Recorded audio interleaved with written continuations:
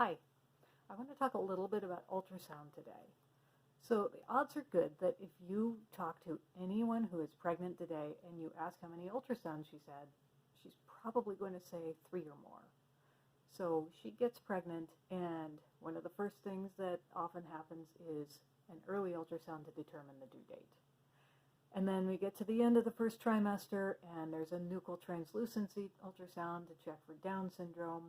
And then mid-pregnancy, there's what's called the level 2 anatomy scan. And then oftentimes late in the third trimester, there's a growth scan so that we know approximately how big this baby's getting. And then occasionally, if there's a question about the baby's position, there might be another ultrasound right before birth. That really starts to add up, doesn't it? So is all of this improving outcomes? Have we seen a significant drop in morbidity and mortality over the last several decades? And the answer is no. And that's unfortunate, especially considering that we didn't start out with massive amounts of evidence showing that it was a good idea to give everyone an ultrasound. We didn't start out saying, we are having all of these problems, if only we had a way to scan everybody and see what was going on.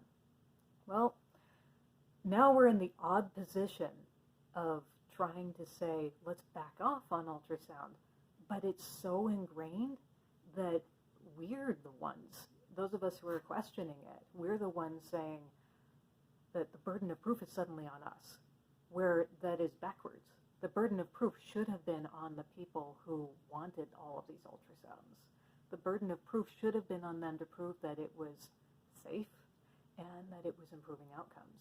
They didn't do that. It got grandfathered in, grandmothered in, however you want to say that. It became standard without all the evidence to back it up. And now we're the ones saying, let's look at the safety. And the answer that we often get is, there's no proof that it's unsafe. That's backwards. In my introductory video, I said I'm a big fan of physiology. My philosophy is that physiology has proven itself. We need to give the evidence that physiology isn't working. And that's not what happened with ultrasound. What happened was it became in vogue without the evidence. And now we're the ones that sound like we just don't want to use technology, and that's not true. Technology can be useful, but it needs to be treated with respect. So what are some of the issues with ultrasound? Well, it's a radiative technology. It heats tissues. It's loud. Do we have proof that this is not doing any short or long-term damage? And again, that it came into use without that proof there. And there is some amount of evidence that it's doing some of those things. But regardless of whether that evidence is absolutely solid or not, it needed to be taken seriously decades ago.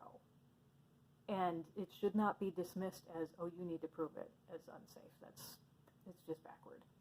And the other issue is it accurate? Ultrasound is wonderful for things like confirming whether or not there's a heartbeat. It's less wonderful for determining if there are defects of the heart. You see the difference?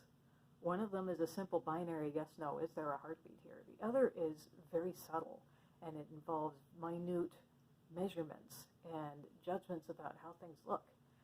It's going to depend on the skill of the sonographer. It's going to depend on the size of the baby. It's going to depend on the position of the baby. Some babies are very active and they don't hold still, especially under the circumstances of having sound waves coming at them. So you have measurements that you're taking because you can take them, but how accurate are they? And are they accurate to say everything's fine and that's a false negative?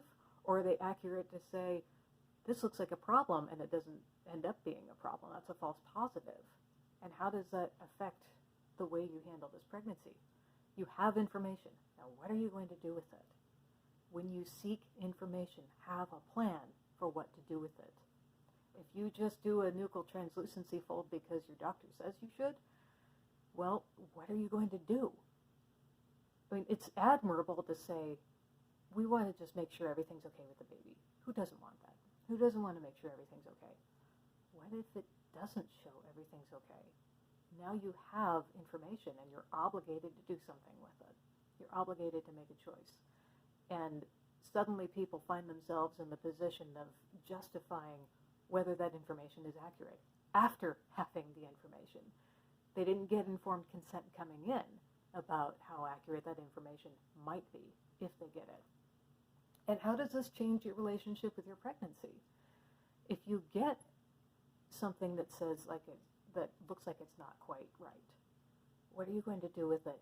Are you going to spend the rest of your time worrying? Are you going to do more testing? Are you going to consider termination? All of those things are going to come into play, especially if it turns out to be nothing. I have personal experience with this. On the other hand, if you get that reassurance that everything is fine, okay, now we can breathe. For how long? Are you going to just be able to breathe for that day, and the next day you'll worry and want another reassurance that everything's okay, or the next week, or the next month? Does it build in a system where you need regular reassurance visually that everything is fine? All of that to say, you don't need to skip every possible technology that's available to you, but please treat it with respect. Know what you're getting into. There are far too many cases of ultrasound saying one thing and reality being another. And again, we don't have all the proof that it's not causing any long-term issues. We just don't know. So, technology is there. It can be used. Treat it with respect.